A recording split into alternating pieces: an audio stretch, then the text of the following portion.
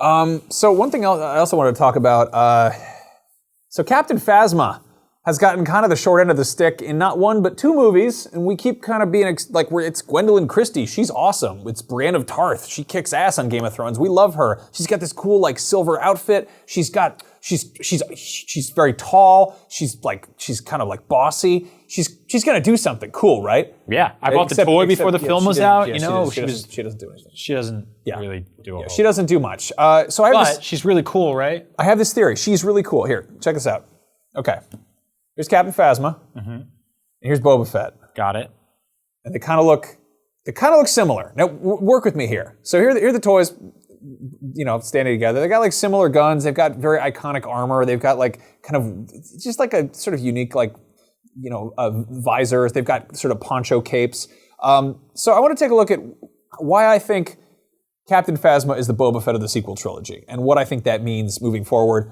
Here's a side-by-side image of the two characters together. Again, you can see some similarities. Phasma actually uses some design elements from Boba Fett that never got used in the actual movie. Originally, he was going to have like a poncho that did cover over like that, like Clint Eastwood did in The Man with No Name trilogy. Right. And then you also look, she's got chrome going for her, which is very much kind of a nod to Jango Fett. So she's just overall very reminiscent in design of both these characters, both the Fetts. Can you go back to the previous image real quick? I just noticed those sort of 5 rectangular dashes on the chest that they both kind of show. Yeah, there's a lot of very similar kind of visual elements. And then kind of digging deeper into that, the canonical explanation for her armor is that it's made from leftover pieces of Palpatine's personal shuttle. So like think Queen Amidala's ship from Naboo, like that big glossy stupid looking thing, that Flight of the Navigator spaceship. Right. After Palpatine died, she was like, I want to carry a part of him with me at all times. I believe in the Empire, I believe in that whole thing. So her armor isn't just like, it's not just like, you undid a loot box and got something special. It's like, no, this has a meaning to it. You said something really smart the other day about how in The Last Jedi, sort of laser blasters bounce right off of her. And people have been sort of saying like, well, why don't they give everybody that? And you're like, well, why don't they make the plane out of the black box? Yeah, because it's rare. Physical scarcity. Now, going back to what happens to Phasma, again, we've had this sort of bait and switch thing where we're like, Phasma's going to do something cool. We saw in this one she's got like a force pike, and then she fights Finn with it for a second and then gets whacked in the face. The first time around, we saw Phasma get thrown down a garbage chute.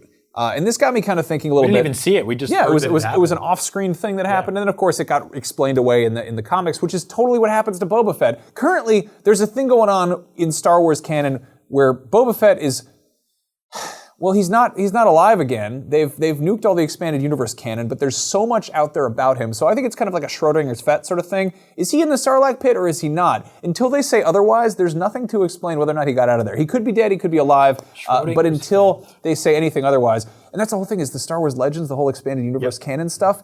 It's the idea that it's like, maybe that's hearsay within that galaxy. So maybe all those stories about Fett making moves out after the Sarlacc pit. Yeah. Maybe that's like, I don't know, maybe somebody saw something and I've seen a lot of sort of backlash against her character because we don't really get to see it do anything. To which my response was like, well, there is a backstory if you want to read that. Exactly. People said like, I don't feel like I need to read that backstory. And I'm like, well, you don't. Like, I got everything I needed from Phasma in the movies. I got everything I needed from Boba Fett in the movies. I feel like the prequels sort of needlessly over-explain his childhood. It's a fun novelty. And I think that they also, looking at just how sort of roles are filled, like Phasma is effectively like a henchwoman. She's kind of following Kylo Ren's orders. She's attached to the First Order, but she's kind of like, she's an officer. And then you look at Boba Fett, he's, working for the Empire, but he's still kind of got this level of agency of his own. And then you look at how they're kind of disposed of. The Sarlacc pit is this sort of just this. It's a chute with tentacles in it, and then you look at the fact that she goes into a trash compactor, and you think, of course, of the Dianoga from A New Hope, and maybe there's like this kind of association there. But maybe, just maybe, we're going to see her again. She obviously gets thrown into a pile of fire in The Last Jedi, but a lot of people get sort of killed off very gratuitously. We saw Han Solo get a lightsaber thrown. We saw Snoke get eviscerated left and right. If you're going to see a character drop 30 feet, land on her back in an explosion or a bunch of flames, this is the armor to wear for that. Exactly. Right? This is what you put on if you're going to do that. I don't think we've seen the last of her. I think she's going to keep. I think she's going to show up in the next movie, and I think she's going to beat the hell out of Finn, or maybe even kill him. Yeah, that's another thing is that in the sort of expanded lore, Boba Fett's always sort of pitched as being this dude who wants to get revenge on Han Solo for any sorts of reason. He's got this sort of iconically dented helmet, and the last thing we see with Phasma is her getting just whacked in the face and getting some kind of awesome battle damage. So I think it's very likely that we see her show up at Episode 9. And she's got like effectively a new costume. I did this sort of mock-up here. I did some Photoshop. I don't think she'll be quite that Terminator, but you know, I don't know. I like the idea that maybe she ditches the helmet entirely and has like a cool scar. Who knows? But like, I think it's. I don't think you spend this much time designing a character like Captain Phasma or really playing into what fans want to see with her, and then just kill her off unceremoniously. Because let's be realistic here. That was the dumbest thing George Lucas did in the original trilogy. I agree. And it'd be really cool to see Captain Phasma all burnt up in that cool suit, because it's like, that's something we haven't really seen like that in Star Wars, right? Things are either really, really shiny or they're kind of like used future. Yeah. But to take like what's basically like a classic car and light it on fire, I'm all in. Yeah, what if she just hates Finn? She's just after him on a personal thing.